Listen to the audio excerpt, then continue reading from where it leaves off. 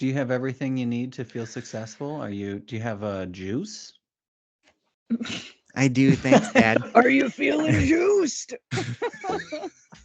Like, those Okay, naked juices, can they're we so Yeah. good. can we Okay. start from the top though, just because Sure. this I was have a reprieve? nothing. Okay.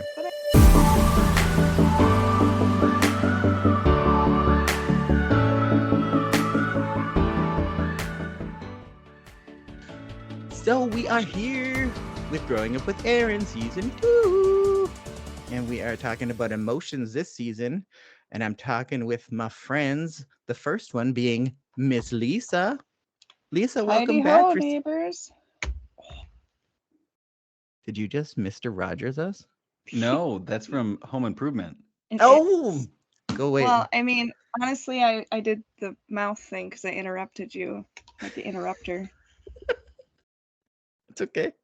That's what I do. I interrupt and I exercise. I love that. And I eat bananas. That's awesome. It's all that jogging. Potassium. We've also got Michael. Michael. Good day, friends. Happy season 2. I'm Michael. I have all of my fingers. Good, because you'll probably need them. It's been a really safe summer. Yes, no saw accidents, nothing. No saw accidents. I actually pulled the cord out of my chainsaw most recently, so it needs to go into the shop, unfortunately. So I won't be cutting with my gas Poulin 18-inch bar saw. Ooh. However, I do have an electric saw that I got from Menards, and I got a new chain on it. It's a 14-inch bar, and it's all right. It cuts. Sounds off the Not my chain. fingers. Cuts real deep. It did. About 14 inches is as wide as it will go. That's Sounds dangerous. No, that's how long the bar is, and it can't cut a log that's wider than 14 inches in diameter. Talk about inches I when you're talking to a queer person. It's so giggly all of a sudden. Look at you. Yeah. Oh, God. Such a Did queer you need to person. Why dry would off you your talk about that microphone? stuff? You just spit all over My it. microphone is completely dry. Drenched. I thought you were going to That's say what drenched. she said. Waka waka. Actually, Sorry. that's what he said. It is what he said. Potentially. Ma'am, sir, my microphone is Bye. completely dry.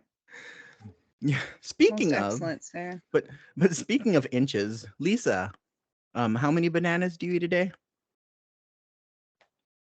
And tell us in inches. How many inches of banana? Did you ask me how many inches of banana I eat a day? That's what Michael decided to hone it in on inches. Well, in the last 2 years, 0 inches. You haven't had a banana in 2 years? No. Wow. Longer than that. Are you on like are you abstaining from bananas for a reason or something? No. They just, I'm sorry if this is triggering for you. I don't want, you and your relationship to bananas to be like affected horribly right now. It's because they're always green. I'm going to take the reins of this banana conversation because it's making me bananas. Oops. But no, that's my fault. But I eat a lot of bananas lately because I am working out at the gym now, like a gym person. Yeah. So exercise is your passion, not mine. Really is. It is. I don't know why you're wearing that headband. No, I actually just okay. We'll talk about that. Because guess what? This episode is about confidence, and that is what we're doing here because this headband gives me so much confidence. You want to know why? I do. Because it covers up the receding hair that I have. Hey. Which I wasn't so annoyed by until I started growing out all my hair and not just having the top spiky stuff, and it started to curl. And the headband helps to really showcase the curl. And it helps me feel more confident in the style and look. And now it's just become literally attached to me. Like part of your look. I like it. It's good. Do you have different kinds of headbands? I do. I have different colors. I prefer the black ones like this because it really kind of absorbs more heat. Oh my God. Maybe. Yeah, that The could be sweater one. you get, the more But- calories you burn. Yeah. Anyway, that's part of where my My new hair's just confidence is long. coming from is my hair and the curls. I know Michael likes to point out my curls a lot. I love and your curls. They're Thank so you. cute. Same. I'm feeling good about the curls. I used to hate them when I was younger. I always wanted super straight hair. You know, like in the early 2000s when like it was super cool to have like the weird gothy like bang that was straight cut down, especially 20 I'm something. not okay. Yeah, yes. I always wanted that. So I was always like straightening, ironing, flat iron, whatever you call it, Yeah, those things out. And so I really just ruined my hair. So I'm glad at 40 that it's coming back alive. that's good. Yeah. So I'm glad that you have curls. Mine does not curl even when I curl it. It's just falls flat. So I just keep my hair lovely and straight. Yes, I love that. I say that all the time. Oh, you're drinking La Croche. Gross. that's kind of a thing. I know. I know. I guess it depends on who's drinking. I have gotten hooked on THC infused sparkling waters.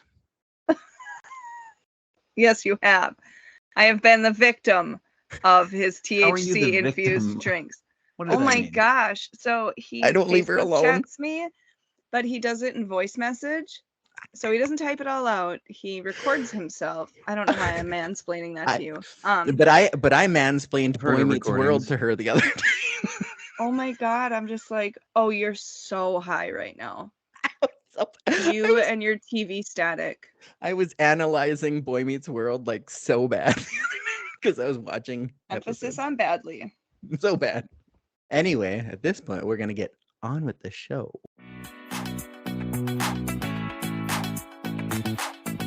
What's this? Emotion Notion? Tell us about that emotion notion.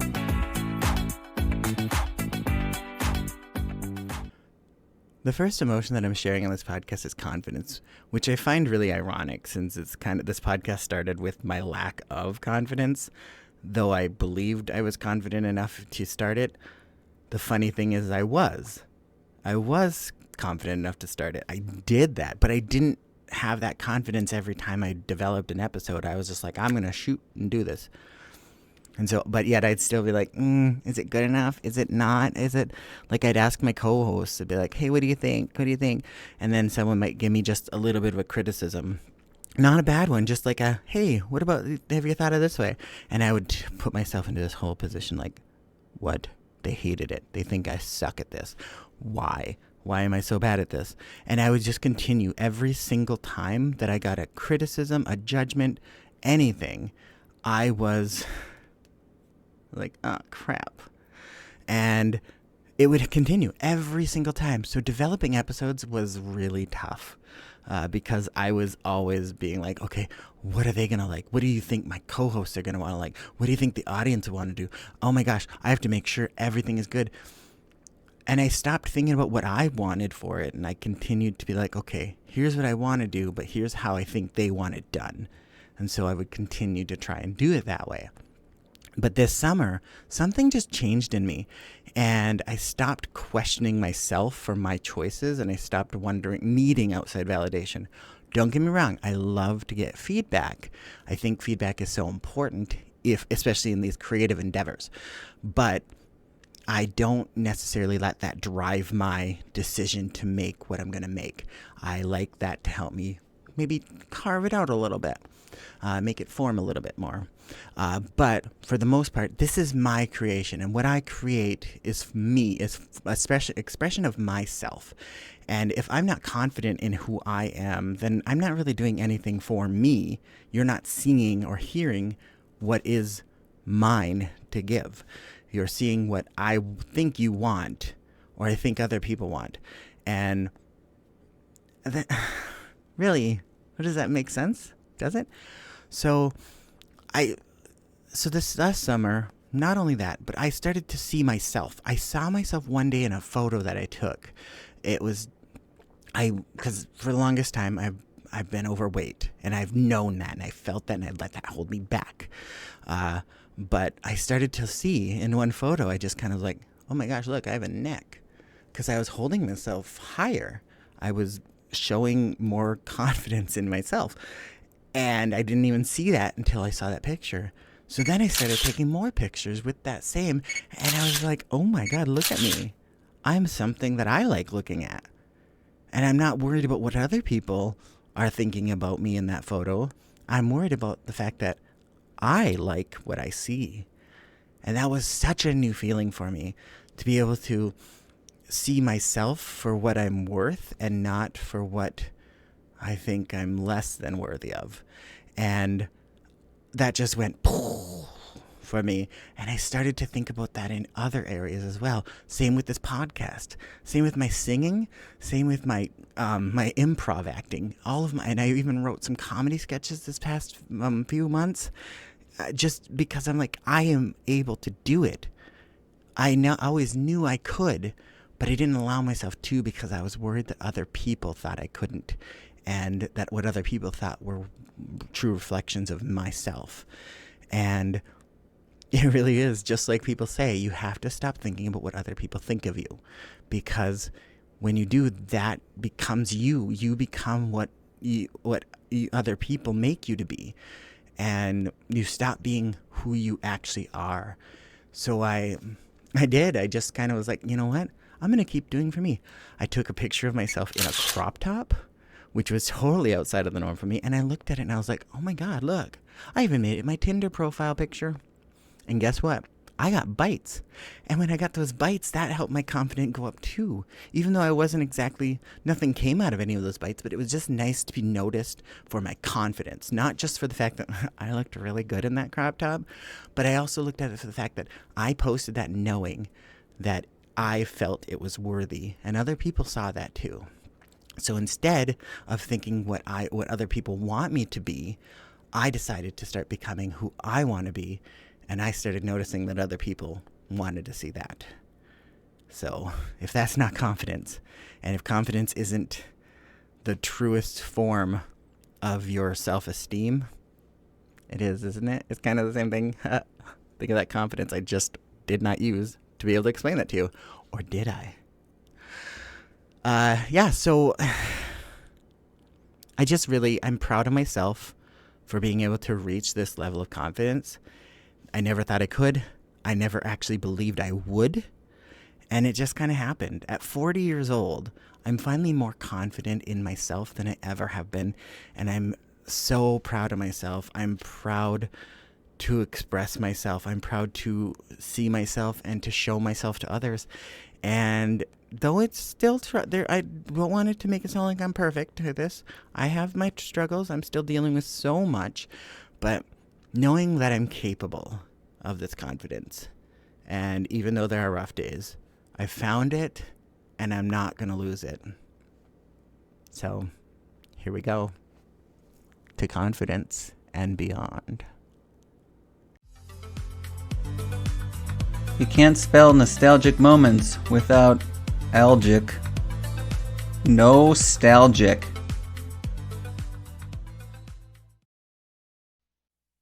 So, okay, like right now, for example, the Haitians need to come to America. But some people are all, what about the strain on our resources? And it's like, when I had this garden party for my father's birthday, right? People came that did not RSVP. So I was totally bugging. I had to haul ass to the kitchen, squish in extra place settings, and people were on mismatched chairs and all. But by the end of the day, it was the more the merrier. And so if the government could just get to the kitchen, rearrange some things, we could certainly party with the Haitians. Wow. You guys talk like grown-ups. Oh, well, this is a really good school. Mr. Hall was way harsh. He gave me a C-. Well, he gave me a C, which drives down my entire average. Hello? There was a stop sign? I totally paused. You try driving in platforms. Oh, should I write them a note?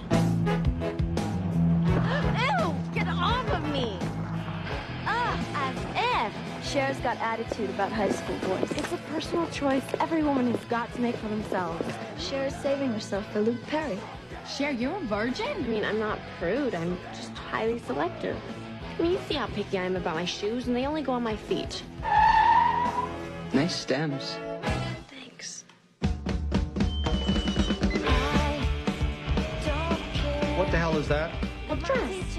Says who? Calvin Klein. What are you doing? Yo, you're getting on the freeway! Get out of the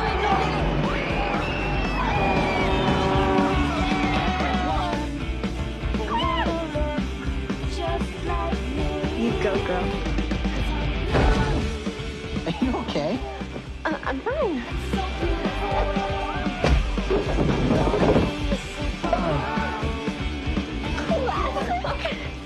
Whatever. Did I miss something? This big hair back? Amber, my plastic surgeon doesn't want me doing any activity where balls fly at my nose. Well, there goes your social life. I'm gonna be a supermodel. Now we are in our nostalgic moments. Because you know how much we love our nostalgic movies, moments, and everything that has 80s and 90s written all over it. And today we are in the 90s, right dead center, 1995. A teen movie that has gone on to be like super cult classic, majorly. And it stars one Alicia Silverstone. And I love her. Like, she was my like everything. And I chose this movie because of the fact that I really admired her confidence in the entire movie, even though her absurdity was ridiculous. Which I think, isn't that what absurdity is? Did I just kind of like, I don't know. You solved the English language. I did. You know, she does it really well though too in the movie. I just loved how the fact that she is this rich girl from, is it Beverly Hills, right? Yeah. And she just thinks she's this normal teenager, but her first thing in the morning, what does she do? She gets up and she picks out her clothes like anyone else. Anyway, yeah. So no, I really like her whole confidence level in this movie because she's the person that has no idea what she really wants, but she will make sure that everything she's doing in the movie and in the story is self-serving, even if she believes she's doing it selflessly. Like her makeover for Ty is very much self-centered, I guess. I don't know how to say it. Selfish, self-centered, but everything she does. But she believes she's teaching everyone else how to be exactly confident like her because she doesn't even consider what else is going on in the world outside of this perfect life she has, and everything is just going to work out for her because that's what happens. Like, we don't need to learn how to park because every place, or parallel park, because every place in LA has valet. What does it matter? I can't stop at a stop sign. I totally paused. Like, everything's just perfectly set up for her. She has a reason, an excuse for everything. And if that's not confidence, that was exactly the type of confidence I thought I had in my younger years. I pretty much was banking on everything just working out for me. Like, oh, yeah, it's just going to happen. Yes. So Cher, you know, she's the normal teenager, except that she's in the top percentile of her Beverly Hills zip code of 1995 youth, you know, super normal. Super confident. She basically owns her school. She basically owns her friends, and she didn't even have to buy that. And all the designer clothes. I mean, what's that dress?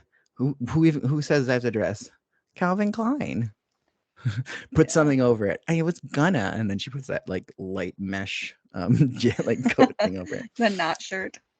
I mean, her own logic is beyond when she does the debate with Amber about the Haitians coming. And she's like, I like the relevance of that conversation too. because the fact is, it makes complete sense how she is able to correlate her personal party to the whole concept of immigration in America, but it's still so absurd. But I would do that. That's why I think I'm like, I always use metaphors or something relatable to me, and that usually makes me feel pretty confident. And I understood exactly what she said. I'm like, that makes complete sense. If a teacher would have been explaining it to me with all the like logic of books.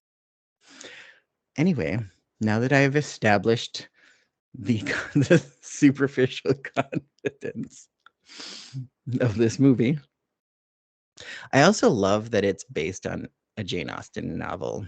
Like it's not okay. It's the bones, the framework of this movie.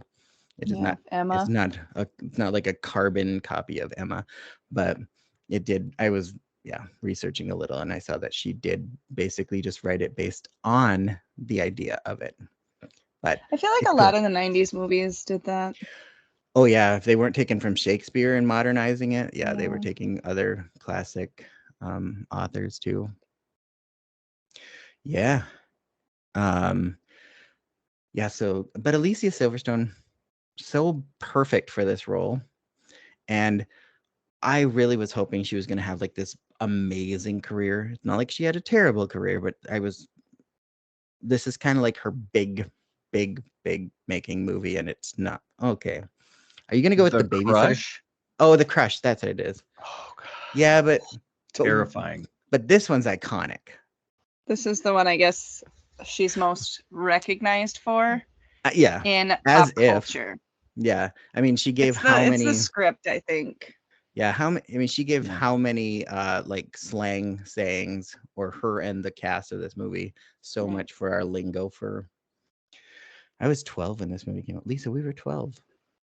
Yeah, it's great. I liked it a lot more when I was a kid. I did too. You said that now. Too. Yeah. Some of the fun facts I found are pretty fun though. Let's hear them. Well, Paul Rudd used his own clothing for his wardrobe. I think they had a really small budget, didn't they? 12 million. That's a small budget. $12 million, 40 days, and it grossed over like 96 million, I think. Yeah. So I'd say they got their money back. I think so. But I just think it's funny that he used his own clothing, including his Kansas City college hat, and he remember she's met Paul Rudd. Remember this. What does that have to do with it? Oh, I'm just thought that was I have vital met him. information. Nice guy. But he originally auditioned for the part of Murray, not understanding that was written for a high school black kid. Misogynistic black kid. When you met Paul Rudd, he told you all these things? No, the internet told me all these things. Paul Rudd. He wants you to cite your sources. How long was your meeting? All of 20 seconds. And 10 of those were him making a video for my nephew, who hated it. Oh. He wasn't the right Marvel actor. Oh, no, it's not real. Yeah, it was very traumatizing for him. Okay. I think if I showed him again, he's a couple years older, I think it might be received differently. But hi Eli, my name is Paul Rudd. I play Ant-Man. You may know me, you may not, but I'm glad to know you. Like, which is who he is. Like, it's so weird. He's just a nice human. All 20 seconds of him. And I do remember Paul Rudd in this movie, and I had a major crush on him. Like, these are some of those little moments where it's like I was confirming my homosexuality with people like Paul Rudd in my eye. Be like, he's nice looking. Yeah. He's very handsome. I want to get with that. Anyway. You were talking earlier about when she was giving her debate on Haiti. Yeah. When she was saying Haitian wrong, she was actually saying it wrong. I know. They didn't correct her, and they kept that in the script. she didn't actually know how to say Haitian, so she was saying It worked for her. Haitian, or however she said it. It's hard to say it wrong because I know how to say it. That Haitian. She said Haitian. Yes. That little tidbit did. I'm sorry, Haitians. It did not stand out to me. I did not remember. I didn't. I'm gonna go I back think on it's mute. because she said it with such confidence. Yeah, she was talking about her RSVPing. There's so many things wrong to my personal self watching this movie as an adult, like things that aged very poorly. Very poorly, like using the R word or the C word. I love that we have Inconceivable as one of the teachers. Oh, I love him. Wallace Shawn, Yes. ladies and gentlemen. Such a great actor. I love him. I didn't take a lot of notes. Oh, you didn't? I didn't. No. I'll It's like show I don't you. even know you. I'll show you my notepad. Here's what I wrote. Okay, it looks. Oh, look at that! Like 4 lines. Wallace Shawn. Of the 4 notes I took, just Wallace Shawn. He's noteworthy. He is noteworthy. Very noteworthy. I've had a crush on him for a long time. I think he's quite a lovely character actor and playwright and activist. Mm-hmm. Oh, but iconic for Princess Bride, and then of course, yeah, he's great. The fact that she was Alicia Silverstone was cast based on being seen in the Aerosmith music video. Yeah.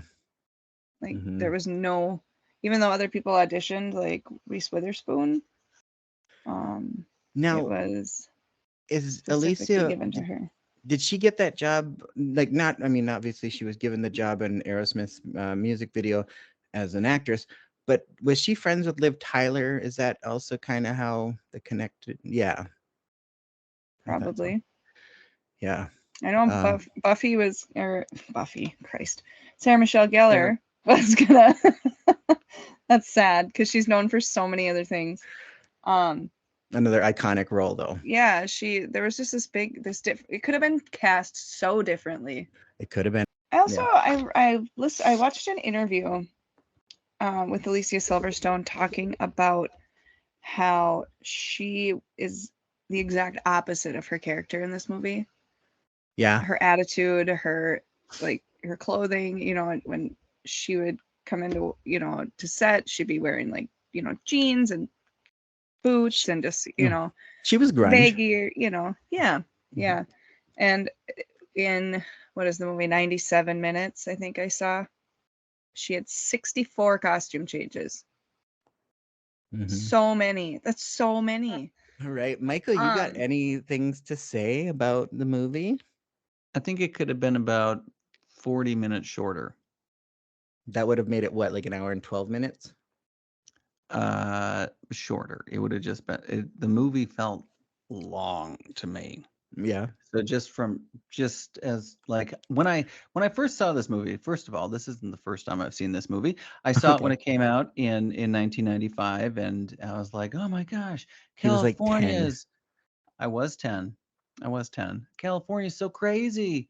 They have the trees that are super high and the fronds, and this woman's driving a Jeep, and this man calls his girl a woman, and it was a crazy time.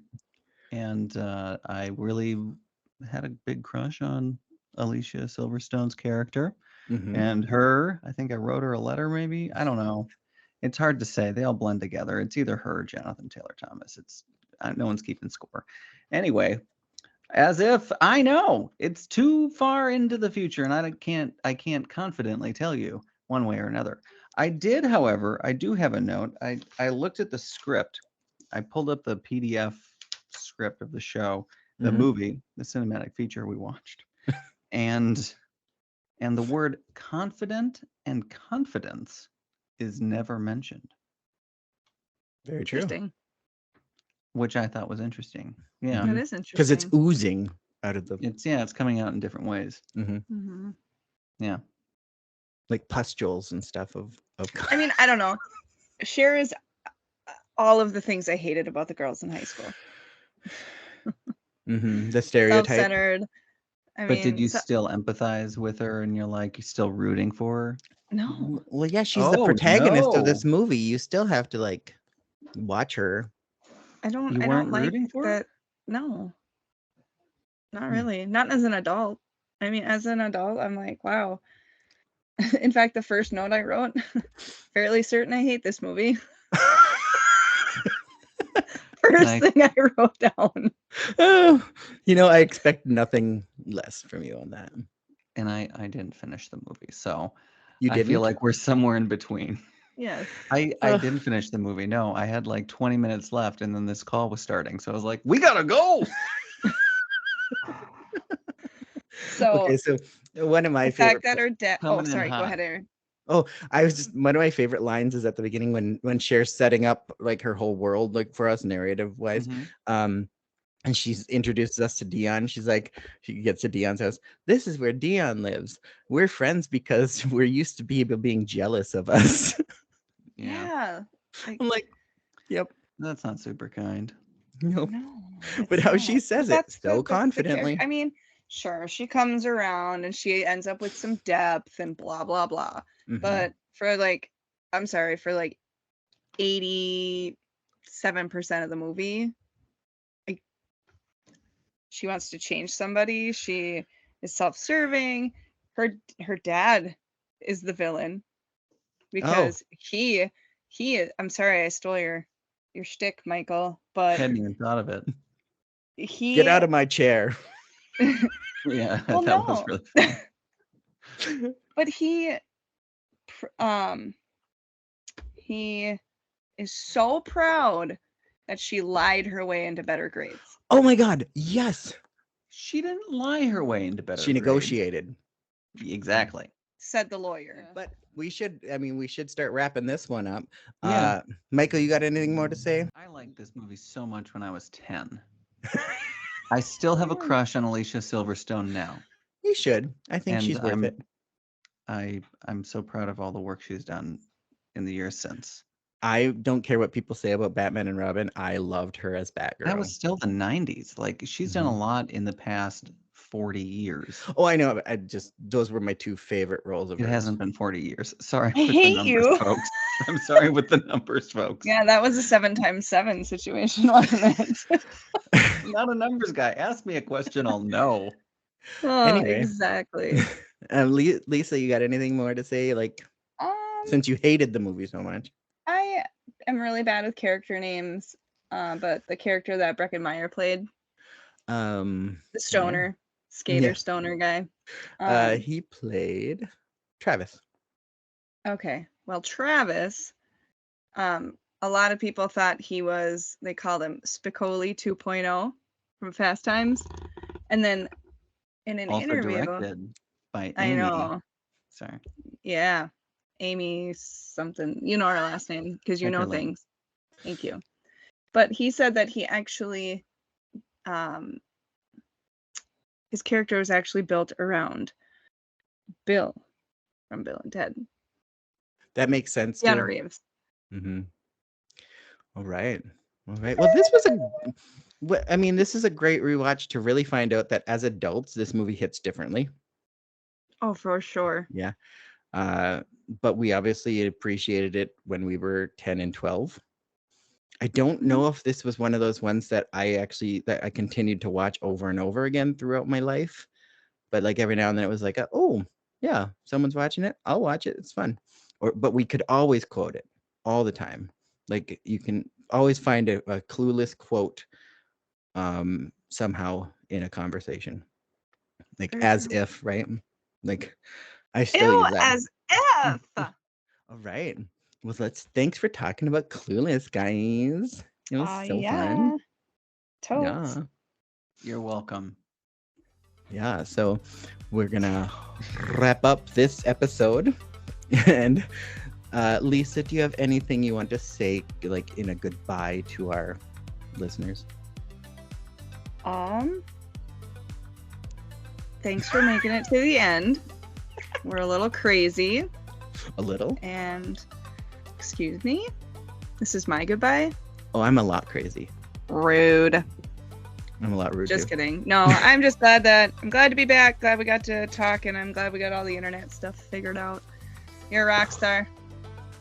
I can't hear my heart, but I'm showing it on the internet. Michael. Thanks for coming along on season 2's journey, everybody. It's great to be back. We made it through hiatus. Yeah. The writer's strike is over. Yes. It is. Now we're just waiting for the actors. All right.